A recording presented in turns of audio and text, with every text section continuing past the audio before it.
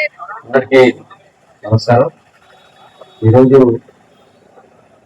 Doctor BR Ambedkar Konaseema జిల్లాలో రామచంద్రాపురం నియోజకవర్గంలో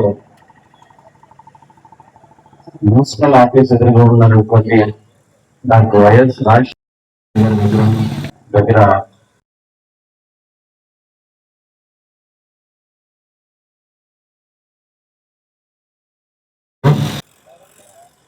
ప్రభుత్వానికి వ్యతిరేకంగా ఈ రాష్ట్రంలో నిరుద్యోగ యువతకు విద్యార్థులకు అండగా నిలవాలనే ఉద్దేశంతో రిలే నిరాహార దీక్ష చేపడతారు. ఎందుచేత అంటే ఈ రాష్ట్రంలో నిరుద్యోగ యువత సమస్యలు కానీ లేక విద్యార్థుల సమస్యలు కానీ మనం ఒకసారి తీసుకుంటే రాజకీయాలతో ముడిపడినటువంటి అంశాలు కాదు.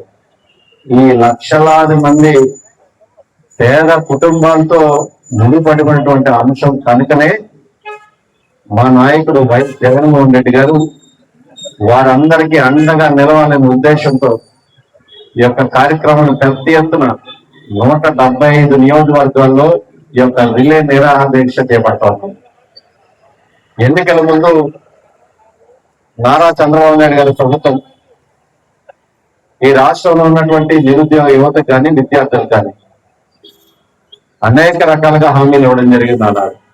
తీరా అధికారం చేజిక్కించుకున్న తర్వాత అధికారం వచ్చిన తర్వాత 2 సంవత్సరాల పాలన ముగించుకున్న తర్వాత మరి ఏం చేశాడంటే విద్యార్థులు కానీ నిరుద్యోగ యువతకు కానీ అంటే మొండి చేయి చూపించింది నారా చంద్రబాబు నాయుడు గారి ప్రభుత్వం. మరి ఏ హామీలు ఇచ్చారు అన్నాడు. విద్యార్థులకేమో అప్పుడు పెండింగ్ ఉన్నటువంటి ఫీజు రియంబర్స్మెంట్ బకాయిల్లో మేము అధికారంలోకి వచ్చిన తర్వాత పూర్తిగా చెల్లిస్తామన్నారు. ఓ పక్కన వసతి దీవెన ఏవైతే ఉన్న హాస్టల్ మెయింటెనెన్స్ సంబంధించి ఏవైతే ఉన్నాయో విద్యార్థులకు సంబంధించి అవి కూడా పూర్తిగా మేము చెల్లిస్తామని చెప్పిన నారా చంద్రబాబు నాయుడు గారి ప్రభుత్వం మరి ఈరోజు ఇంచుమించు 2 సంవత్సరాలు 13 త్రైమాసికాలు చూస్తాయి. ఈ 13 త్రైమాసికాలకి ఫీజు రియంబర్స్మెంట్ కింద 9,100 కోట్లు, అదే విధంగా వసతి దీవెన కింద 3,400 కోట్లు ఈరోజు ఈ రాష్ట్ర ప్రభుత్వం పెండింగ్ ఉంది. మరి ఏమని చెల్లించారు, అధికారంలోకి వచ్చిన తర్వాత ఎంత చెల్లించారు అని చెప్పుకుంటే సుమారు ఈ 12,000-13,000 కోట్లలో 2,000 కోట్లు మాత్రమే చెల్లించి ఈరోజు కనీసం 100 కూడా నిలపట్లేదు.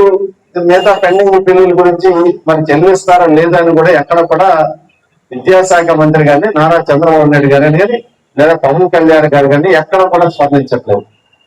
ఇంచుమించు 180% మంది ఈరోజు ఫీజు రియంబర్స్మెంట్ లేక వసతి దీవెన సంబంధించి బిల్లులు చెల్లించక ఈరోజు రోజులు పడే పరిస్థితి. ఒక పక్కన విద్యార్థులు ఎవరైతే చదువు పూర్తి చేస్తున్న వారు ఉన్నారో వారికేమో కాలేజ్ యాజమాన్యాలేమో సర్టిఫికేట్ చదువుతున్నారు. ఎందుచేత అయితే పెండింగ్ పడ్డ బకాయిలు మీరన్నా చెల్లించండి, లేదా మీరే ప్రభుత్వం దగ్గరికి వెళ్ళి వారిపై ఒత్తిడి తెచ్చి మీరే ఆ డబ్బులు చెల్లించండి అని పక్కన కాలేజ్ యాజమాన్యం చెప్తాను. మరో పక్కన ఎవరైతే చదువుకుంటున్న వారు ఉన్నారో వారు ఎగ్జామ్ రాయడానికి సంబంధించినటువంటి హాల్ టికెట్లు కూడా కాలేజ్ యాజమాన్యాన్ని నిరాకరిస్తూ ఉన్నాయి. ఈ యొక్క వసతి ఏమని కానీ ఫీజు రియంబర్స్మెంట్ కానీ బకాయిలు కూడా ఎక్కడ కూడా పెండింగ్ లో ఉన్నాయి. మరి ఏమని అర్థం చేసుకోవాలి నారా చంద్రబాబు నాయుడు గారు? మరి విద్యార్థులకు నిరుద్యోగ యువతకి ఆనాడు అండగా ఉండాలని చెప్పారు. మరి ఈరోజు వాళ్ళందరూ పథకాలని రోడ్డును పడేయడం వాస్తవం కాదా అని మేము అడుగుతా ఉన్నాం. అదేవిధంగా పక్కన మెగా డిఎస్సీ అని చెప్పారు. మరి అత్యంత పారదర్శకంగా నిర్వహిస్తామని చెప్పారు అన్నాడు నారా లోకేష్ గారు. మరి అధికారంలోకి వచ్చిన తర్వాత మేము 16,000 పోస్టులు తీస్తామని చెప్పి ఒక జీవో విడుదల చేయడం జరిగింది.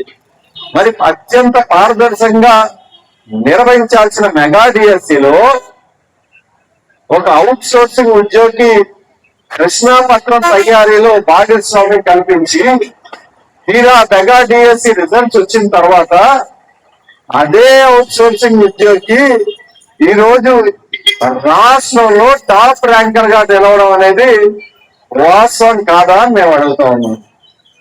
అంతేకాకుండా సాధారణంగా ఈ కూటమి ప్రభుత్వం రాకముందు డిఎస్సి పరీక్షలు ఏ ప్రభుత్వం నిర్వహించినా వారి యొక్క పూర్తి వివరాలు రోస్టర్ ఆధారంగా, మెరిట్ లిస్ట్ ఆధారంగా అన్ని జిల్లా కలెక్టరేట్లో ప్రభుత్వం బహిర్గతం చేయాల్సి ఉంటుంది. మొన్నటి వరకు కూడా అదే జరిగింది. ఈ ప్రభుత్వం రాకముందు కూడా జగన్మోహన్ రెడ్డి గారి ప్రభుత్వం వాళ్ళు కూడా అన్ని జిల్లా కలెక్టరేట్లో కూడా ఆ మెరిట్ లిస్ట్ బహిర్గతం చేయడం జరిగింది.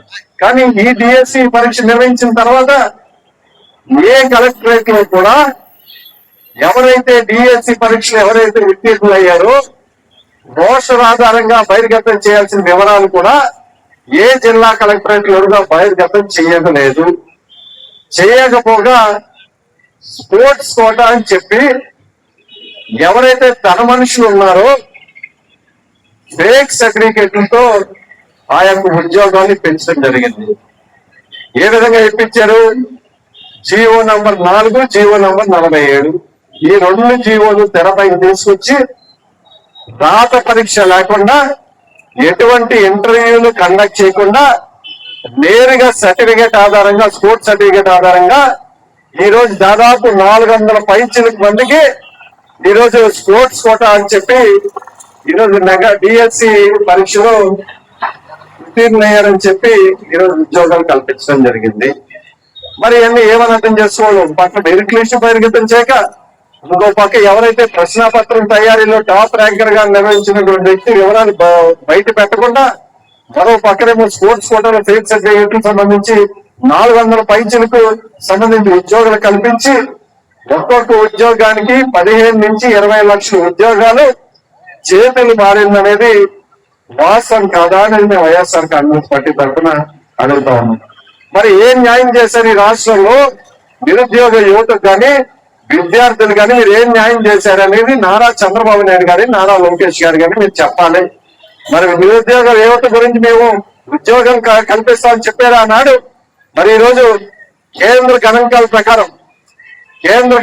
ప్రకారం గతంలో 5.9% నిరుద్యోగ యువత ఉంటే ఈరోజు 6.2% పెరిగింది. వాస్తవం కాదా అని అడుగుతా ఉన్నాం.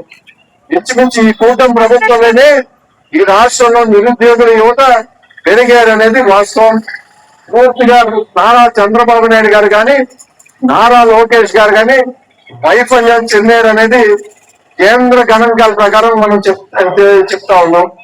మరోపక్క ఈ రాష్ట్రంలో గత ప్రభుత్వానికి ఈ ప్రభుత్వానికి మనం వ్యత్యాసం గమనించుకుంటే, ఈనాడు ఆ రాష్ట్రంలో జగన్మోహన్ రెడ్డి గారి హయాంలో పాఠశాలలు ఏ విధంగా అభివృద్ధి చెందాయో నాడు నేడులో మనం అందరం కూడా చూసాం. అభివృద్ధి చెందడమే కాకుండా స్కూళ్ళలో ఉన్నటువంటి విద్యార్థుల హాజరు సంఖ్య పెరిగింది.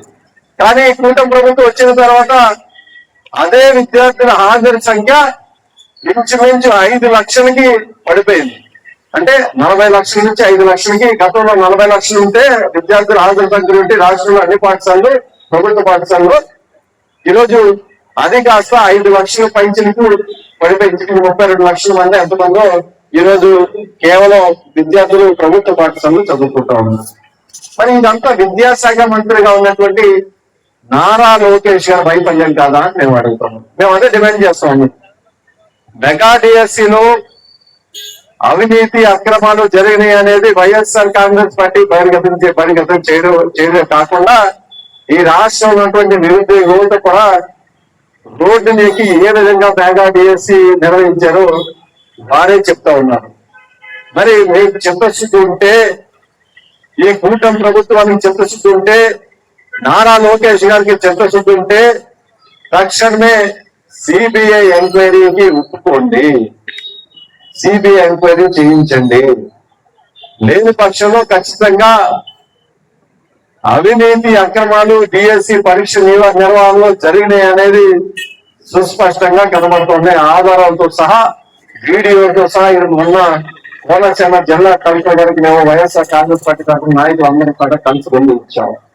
మరి దీని మీద ఎటువంటి స్పందన చేయకపోగా దాన్ని కప్పిపుచ్చుకునేందుకు మేము ఈ రోజు నిరాహార దీక్ష చేయబడుతున్నామని తెలిసిన తర్వాత నిన్న ఉదయం ఆగా మేఘాల మీద మళ్ళీ డిఎస్సి పరీక్ష మేము మరోసారి డిఎస్సి పరీక్ష మరొక 6,000 పోస్టులు నిర్వహిస్తామని 6,000 పోస్టులు చేస్తున్నామని చెప్పి విద్యాశాఖ నుంచి ఒక నోటిఫికేషన్ విడుదల చేయడం జరిగింది.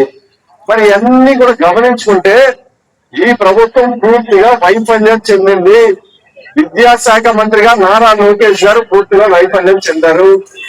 ఏదైతే కేంద్రంలో ధర్మేంద్ర ప్రధాన్ గారు విద్యాశాఖ మంత్రిగా మొన్నటి వరకు ఉన్నటువంటి ధర్మేంద్ర ప్రధాన్ గారు ఆనాటి నీటి పరీక్ష ప్రశ్నాపత్రం లీక్ అయిందని బాధ్యత వహిస్తూ ఆనాటి రాజీనామా చేశారే, మరి ఈ రోజు డిఎస్సిలో అవినీతి అక్రమాలు కుంభకోణాలు బయటపడుతుంటే మరి మీరెందుకు బాధ్యత వహించరు?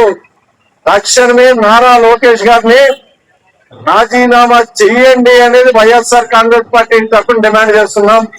లేదా నారా చంద్రబాబు నాయుడు గారు ముఖ్యమంత్రిగా ఉన్నటువంటి నారా చంద్రబాబు నాయుడు గారు తక్షణమే నారా లోకేష్ గారిని బర్తరఫ్ చేయండి. అదొక్కటే డిమాండ్ తో ఈ రోజు వైఎస్ఆర్ కాంగ్రెస్ పార్టీ తరఫున రిలే నిరాదీక్ష చేస్తా ఉన్నాం. దాంతో పాటు ఫీజు రీఎంబర్స్మెంట్ వసతి దీవెన బకాయిలు చెల్లించమంటున్నాం. ఏదైతే నిరుద్యోగ భృతి ఉందో ఆ భృతి కూడా ఖచ్చితంగా అమలు చేయమని ఎన్నికలు మీరు ఇచ్చిన హామీల్ని ప్రధాన హామీగా మీరు ఇచ్చారు, అది కూడా అమలు చేయాలని వైఎస్ఆర్ కాంగ్రెస్ పార్టీ తరఫున ఈ రోజు నిరాదీక్షలో పాల్గొంటున్నాం. కేవలం ఇది ఒక్కరోజే కాదు, 7, 8, 9 రాబోయే 3 రోజులు కూడా ఈ రిలే నిరాదీక్షలో పాల్గొనబోతున్నాం.